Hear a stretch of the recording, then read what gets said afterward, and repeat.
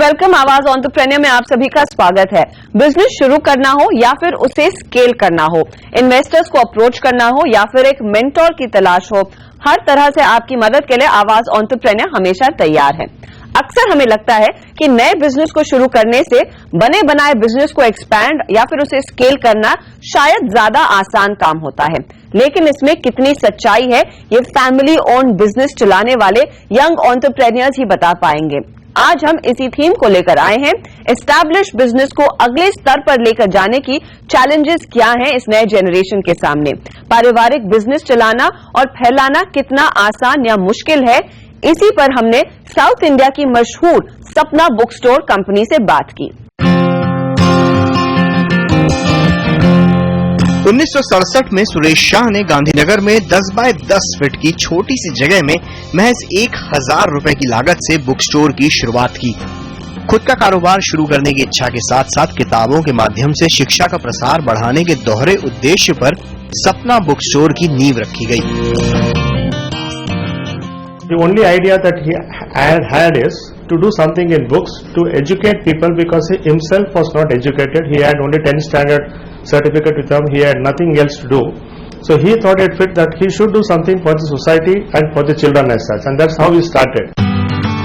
सुरेश शाह और उनके 3 बेटों ने मिलकर मेहनत और लगन से सपना बुक स्टोर के कारोबार को इतना फैलाया कि एक छोटी सी दुकान से शुरू हुई कंपनी के आज 12 ऑफलाइन स्टोर हैं। लेकिन इस मुकाम तक पहुंचने के लिए कंपनी ने कई उतार चढ़ाव देखे। समय के साथ बदलाव अपनाते हुए ग्राहकों को बांधे रखने के लिए किताबों के अलावा प्रोडक्ट लाइन में नए नए वर्टिकल्स जोड़े गए। मार्केट को जैसे जैसे बदलते हम लोग ने देखा, फॉर एग्जांपल पहले सिर्फ किताबों में इंटरेस्ट, सिर्फ किताबों के अलावा हम लोग ने आगे आगे बढ़ते गए। We went on to add on something to do with gift, something to do with stationery, something to do with multimedia, everything we went on adding. As I said, that more than 200 verticals, 20 specialized verticals, stationaries. We even added something called as for baby shopping.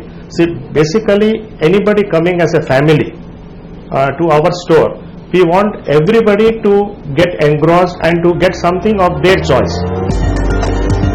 कारोबार की बागडोर अब शाह परिवार की तीसरी पीढ़ी ने संभाली है। नितिन शाह का बेटा निजेश शाह MBA फाइनेंस के बाद सिर्फ 22 साल की उम्र में कारोबार में जुट गया और बिजनेस को नई राह पर ले जा रहा है। निजेश ने 2012 में सपना इन्फोवे के जरिए sapnaonline.com की शुरुआत की। I joined investment banking company. So I was interning there for about a month, and that's when I realized that that's not something that I want to be doing.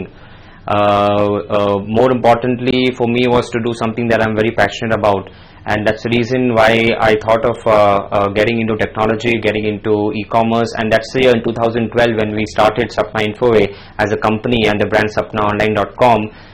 It was important for us to understand the market, and the market then was extremely good both for the book content and the readership segment.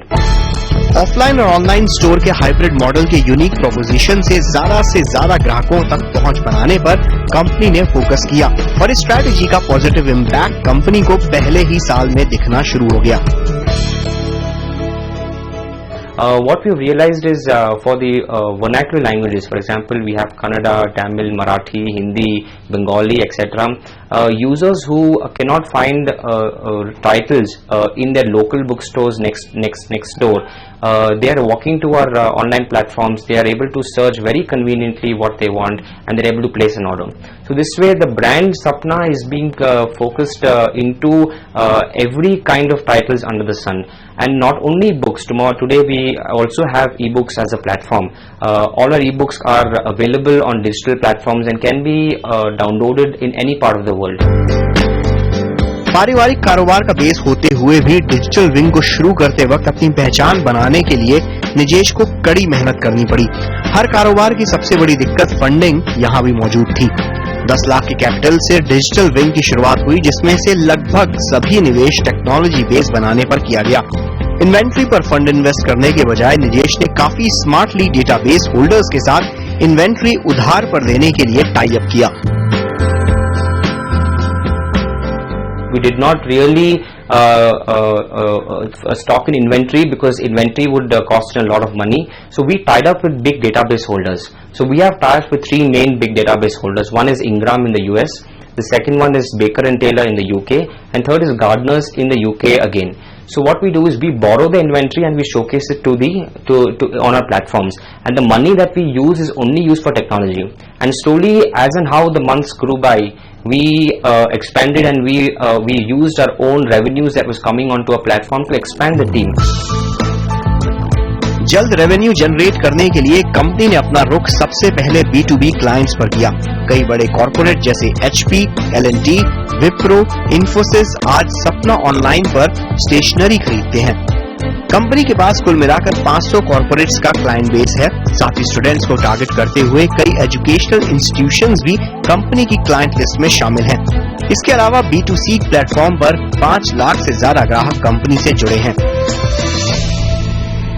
The second strategy that we used was we did not really we did not really get focused into the fictions and non-fiction, though of course we keep everything and anything, but we started to really promote the regional and the vernacular languages and the academic language books. For example, we speak of academic, we speak of about 10 lakh medical students writing medical examination. We speak of 14 lakh students in a year in India who write their bank PO exams. So we started to really push inventory, push out these kind of products to these students, and these products were not available in competitive websites, and we were extremely delighted to serve the students segment.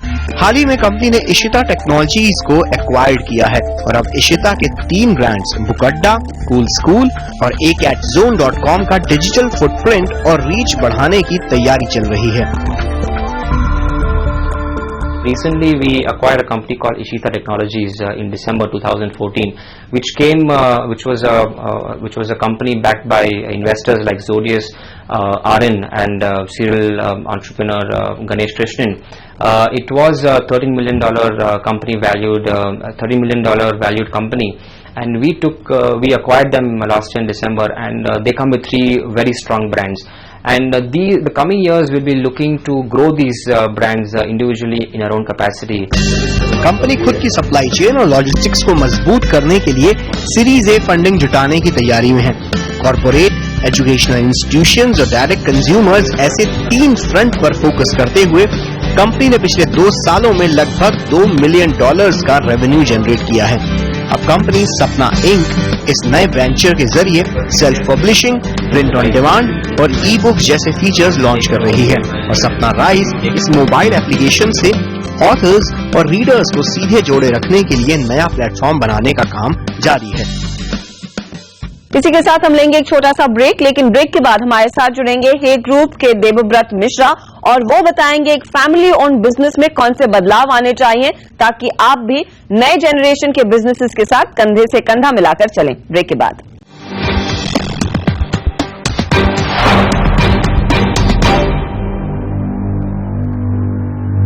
Business आपका नया हो या पुराना, आपकी खुद की idea हो या फिर आपके बाप दादा की विरासत, इसमें कुछ नयापन लाना और समय समय के साथ इसमें बदलाव लाना काफी अहम होता है, खासकर फैमिली ओन्ड बिजनेसेस में। नए दौर के साथ चलना इनके लिए थोड़ा सा मुश्किल जरूर है। आज इसी पर बात करने के लिए हमारे साथ हैं हे ग्रुप के डायरेक्टर मिस्टर देवव्रत मिश्रा। देवव्रत, स्वागत है आपका सिंधी से आवाज पर। हमने देखा फैमिली ओन्ड बिजनेसेस की एक लंबी परंपरा भारत में है, चाहे वो अंबानीज हो, टाटाज हो, बिरलाज हो, तमाम फैमिली ओन्ड बिजनेसेस है, फैमिली रन बिजनेसेस थे। अब छोटे कारोबारी के लिहाज से देखें, एंटरप्रेन्योर्स के लिहाज से भी देखें तो कई ऐसे लोग हैं जो सालों से अपने पिताजी, अपने दादाजी की विरासत को आगे बढ़ा रहे हैं। इस समय सबसे बड़ा चैलेंज क्या आपको दिखता है इन फैमिली बिजनेसेस में? देखिए, आजकल जो बदलाव का जो गति है वो काफी बदल रहा है। तो पहले क्या होता था कि फैमिली रन बिजनेसेस या फैमिली ओन बिजनेसेस 2-3 जनरेशन्स के बाद इंडस्ट्री में चेंज होता था या इंडस्ट्री में बदलाव आता था, तो उनका ध्यान ज्यादातर ये 2-3 पीढ़ी के लिए बिजनेस को बनाए रखना, उसको शार्पली फोकस करके रखना, वो ध्यान रहता था। अभी अगर आप देखें तो एक पीढ़ी में ही बिजनेस मॉडल में काफी बदलाव आ रहे हैं। तो फैमिली ओन बिजनेसेस के लिए सबसे अहम बात 2 चीजों के ऊपर ध्यान रखने का।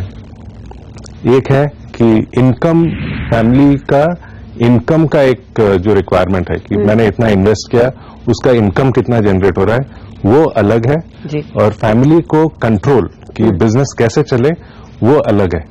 तो अगर फैमिली ओन बिजनेसेस को सक्सीड करना है, सफल होना है, तो ये दोनों चीजों को अलग रवैये से देखना होगा।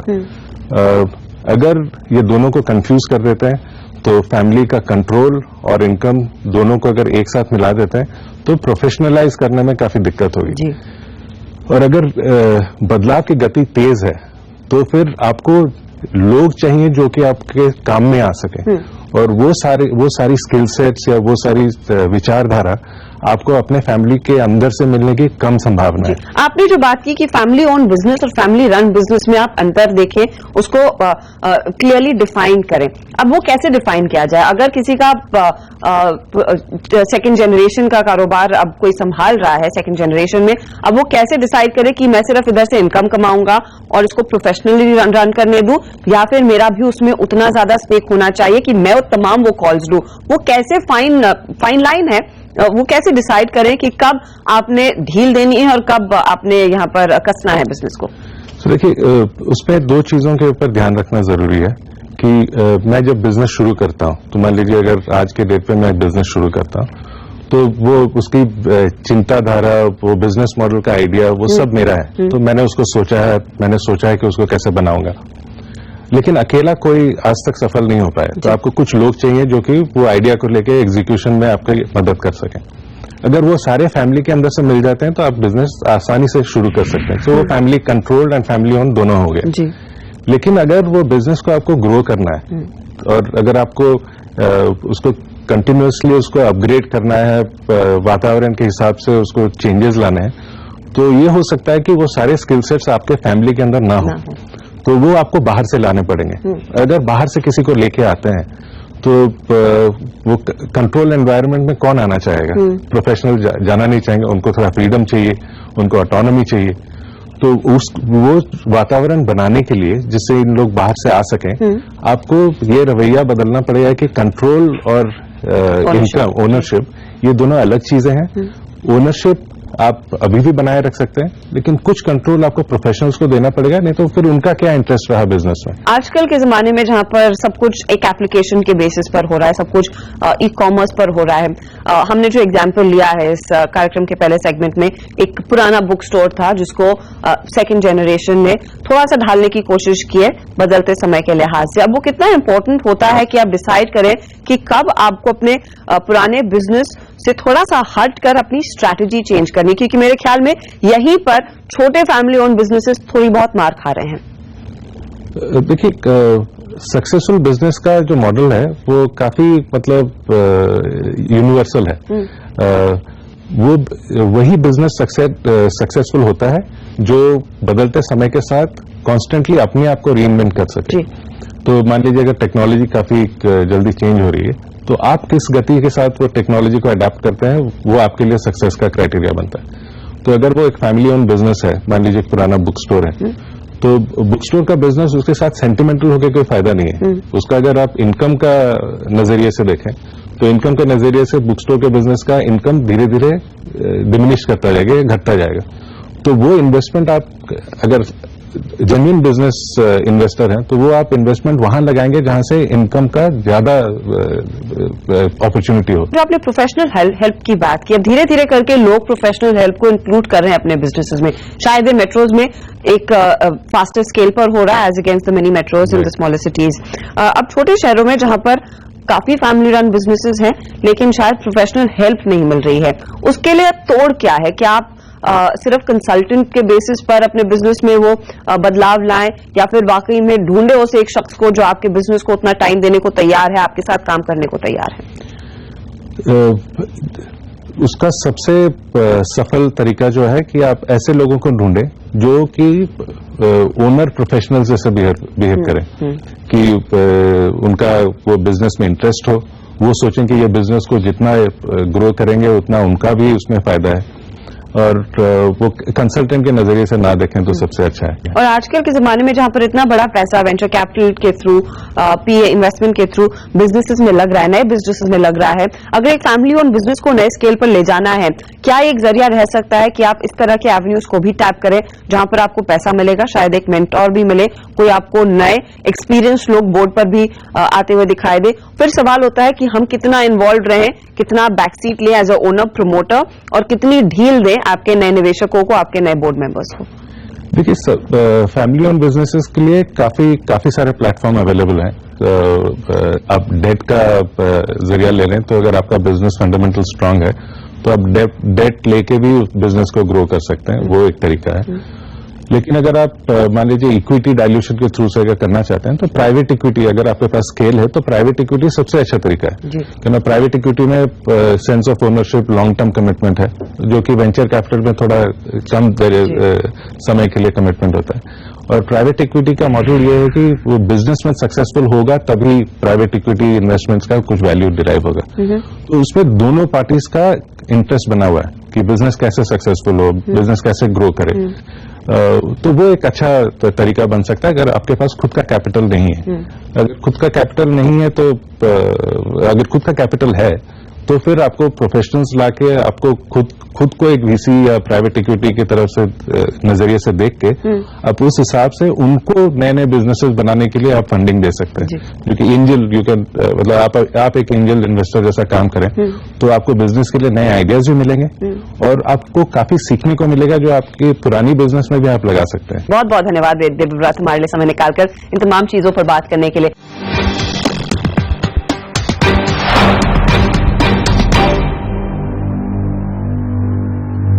आप देख रहे हैं आवाज एंटरप्रेन्योर सीएनबीसी आवाज पर। शो के आखिरी हिस्से में वक्त हुआ है कुछ गुरु ज्ञान लेने का। एंटरप्रेन्योर यानी कि कैप्टन ऑफ द शिप, चारों दिशाओं पर नजर रखते हुए आपको ये बिजनेस का जहाज चलाना है। ऐसे में वक्त का सही इस्तेमाल करना सबसे जरूरी है। कुछ काम ऐसे होते हैं जिन्हें दूसरे लोगों पर सौंपना होगा और कुछ कामों को मना करते हुए आपको अपने कीमती समय का सही इस्तेमाल करना होगा। तो कौन सी वो बातें हैं, कौन से वो काम हैं जिसे आपको कहना है एक स्ट्रिक्ट नो, ये जानते हैं एक्यूमेन बिजनेस कंसल्टिंग के तनवीर शेख से। ऐसी चीजों को ना बोलिए जो काम आप दूसरे से करवा सकते हैं। तो आपके पास कुछ काम आता है जो दूसरा भी कोई कर सकता है। So between two of you, आप और कोई दूसरा person within the organization जो काम कर सकता है उसको करना चाहिए। बिकॉज आप वही काम करें जो आपको करना है या आपकी काबिलियत है। Say no to actions that don't match your vision. मतलब आप ऐसी चीजों को ना बोलना शुरू करें जो आपके विजन को अलाइंड नहीं है। तो बहुत सारे एक्टिविटीज दिन में आते हैं, हम शुरू कर देते हैं उसके ऊपर काम, लेकिन क्या वो आपकी लॉन्ग टर्म विजन में फिट करती हैं? हर बार ये सवाल पूछिए, क्यों कर रहे हैं हम? Is it really working on this vision of mine, vision for your work, vision for your company, vision for your product, vision for your life, vision for your health, अलग अलग चीजें होती हैं। तो ये एक्चुअली आपके अलाइन है या नहीं है? तो इस पे आप एक सवाल हमेशा पूछ लीजिए, say no to actions which are not matching your vision. No to things that distract and destroy your time. Again, no ऐसी चीजों को बोलिए जो आपको डिस्ट्रैक्ट करें या आपका टाइम डिस्ट्रॉय करें। अब इसमें क्या चीजें आ सकती हैं? अक्सर लोग आके बात करेंगे कि फला फला पर्सन का ये हुआ, ऐसा हुआ, क्रिप करना शुरू करें, लॉन्ग स्टोरीज बोलना चालू करें, सिनिकल हो जाएं। आपको नहीं चाहिए ये कम्युनिकेशन। 4 नंबर पे है no to things that are not healthy and that are not good for your mind and body. Limited और बहुत ही प्रेशियस चीज आपके लिए ये दो है, माइंड बॉडी और health is important. And again यहां पर अगर आप स्लगिश फील करते हैं या आप you are not up to it, तो जो काम इतने टाइम में होगा वो ज्यादा टाइम लग जाएगा। तो उस चीज के लिए ऑब्वियसली आप क्या खा रहे हैं, आप अपने हेल्थ के ऊपर ध्यान दे रहे हैं या नहीं दे रहे हैं, वो चीजों को आपको नो बोलना है, तब आपका टाइम स्टिल बेटर मैनेज होगा। और लास्ट पॉइंट है say no to things that aren't up to you and not in your control. यानी कि ऐसी चीजों के ऊपर आप टाइम क्यों डालते हैं जिसके ऊपर आपका कंट्रोल ही नहीं है, डायरेक्ट कंट्रोल नहीं है और शायद इन्फ्लुएंस भी नहीं है। हम अक्सर ऐसी चीजों पे क्रिप करना शुरू करते हैं जो अरे गवर्नमेंट ने ये किया, ये टैक्स रूल्स ऐसे हैं, ये चाइना ने ऐसा किया, वहां से प्रोडक्ट्स ऐसे आ रहे हैं, ये सारा चीज जो हमारे आउट ऑफ कंट्रोल है, हम उसको लेके इतना बवाल और बखेड़ा खड़ा करते हैं और बातें करते हैं और उसके ऊपर बातें खत्म भी नहीं होती। एक कंक्लूजन आ जाए और हमें क्या करना है वो देखें। इसी के साथ आवाज एंटरप्रेन्योर के इस एपिसोड में इतना ही। अगले हफ्ते फिर मुलाकात होगी कुछ और इंटरेस्टिंग बिजनेस आइडियाज और टिप्स के साथ। तब तक आप हमसे संपर्क में जरूर रहें। फेसबुक हाजिर है जहां पर आप अपने कमेंट पोस्ट कर सकते हैं। साथ ही हमें ट्विटर पर भी जरूर फॉलो करें। आप हमें ईमेल भी भेज सकते हैं ae@network18online.com पर। अगले हफ्ते फिर मुलाकात होगी। नमस्कार एंड टेक केयर।